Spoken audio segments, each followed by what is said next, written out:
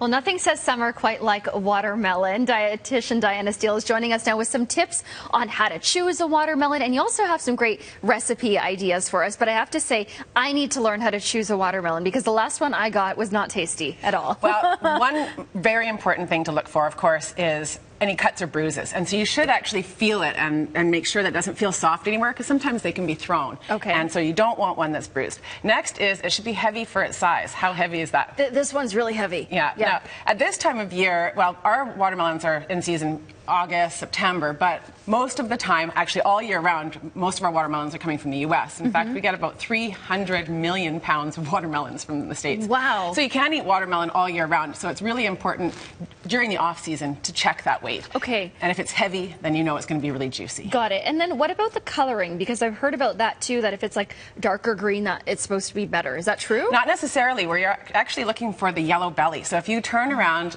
and you see that creamy yellow spot, that means that it was ripened until it was actually ripe on the ground. Okay. So that part was sitting on the ground, and if it was exposed to the sun, it would have turned green. So if they pick it before it's ripe, it's not going to have the yellow spot. It's all green. Okay, so look for this spot. Yellow belly. Okay, yeah. Yellow belly. Yeah.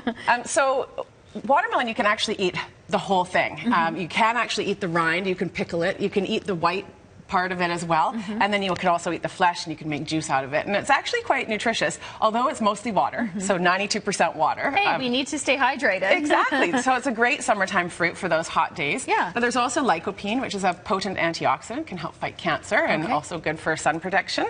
It's got citrulline and arginine, 2 amino acids that are important in blood flow, and vitamin A. So there are lots of nutrients in there, so you can feel really good about eating watermelon. And it is oh so tasty. And very low calorie too. And you can also use it for different things, like, for example, a soup bowl. So I've made this watermelon soup, and all it takes is a whole bunch of watermelon. So I did 6 cups of watermelon with one can of coconut milk and some coconut and a little bit of coconut extract. And you blend it in your food processor and pour it in. It should be nice and chilled. So you keep it in the fridge until you're ready to serve it to guests. And this is just a blueberry compote with a little bit of vanilla and a tiny bit of sugar. Beautiful. And then you can stir it up. And yeah, you should try one of these at the end, or even right now. Yeah, all right. Well, I'll try that while you're telling us about the salad that you have. So this is a beautiful salad. I would take this on the boat for a picnic.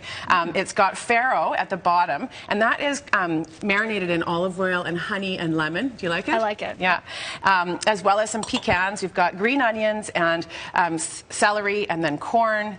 We've got the watermelon, of course, and then another layer. So it actually looks really pretty when you open it up, because, of course, I garnished it. Yeah, so. And you don't have it dressed right now, do you? The only thing that has dressing on it is the farro, and that's the olive oil, lemon juice, and syrup. And it's really easy, but as you eat it, you'll get some of that flavoring, and it's nice and portable. So all of these recipes, by the way, are on watermelon.org. Watermelon.org, nice and easy to remember, and it just looks so pretty. But I have to say, what's catching all of my attention right now is this dish that you have. I guess it's kind of like a little tuna poke. Tuna poke bowl. Yeah, with watermelon on top. And so we're going to make that. So what you would do is keep your tuna on ice until you're ready to use it, because even our refrigerators aren't cold enough to keep fish at the right temperature. So keep it on a bowl on ice. So we've just taken this off the ice. And then we're going to mix in a variety of things. This is watermelon juice that I squeezed out of the watermelon. And then I used the main part of the pulp in my smoothie this morning. Beautiful. The watermelon juice itself just looks gorgeous. Yeah, and you don't have to use all that, since I don't have a lot of tuna in there. I'm not going to use it all. And this is a soy sauce. I use a low sodium soy sauce because you don't want it too overpowering. We've got sriracha, and again, since there's not a lot of tuna there, I'll just use some of that. Sriracha, I guess, depending on how spicy you like it. Exactly. And then some ginger,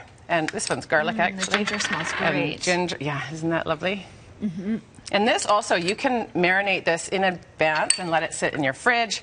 Green onion, just the white part of the green onion there, and a little bit of sesame oil. And then when you get your tuna, do you have to specify that you're eating it raw? Yeah, you need sushi grade, Sushi grade, yeah. You have to have sushi grade. So you would let this sit in the fridge for about half an hour, and then you can take your avocado and add that in and let it sit for another 10 minutes or so. Okay. And I guess you want to add that in after, just because the avocado is a little bit softer and it's going to absorb a lot of the flavor, and you still want to have the avocado flavor, and that's quite a strong.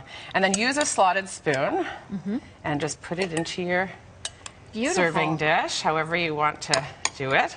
Okay. You don't have to use these kinds After of that dishes. comes the watermelon. Yeah, and then you put a few cubes of watermelon on top. And are you just doing that just to make sure that the watermelon has a bit of a different flavor? It's not taking on the soy sauce? Exactly. Okay. You want the sweet taste to go with the salt taste, and it's a perfect combination. Okay, and throwing some white onion and green onion on top? Exactly, and then a little bit of toasted black sesame seeds. Beautiful. And you've got your beautiful appetizer. Yeah, okay, and I'm coming over for dinner next week, and you're going to make that 7 for me, o'clock. right? Yeah, that's right. Diana, thank you so much. Thank you. All right, and there's Diana's website, eatingforenergy.com.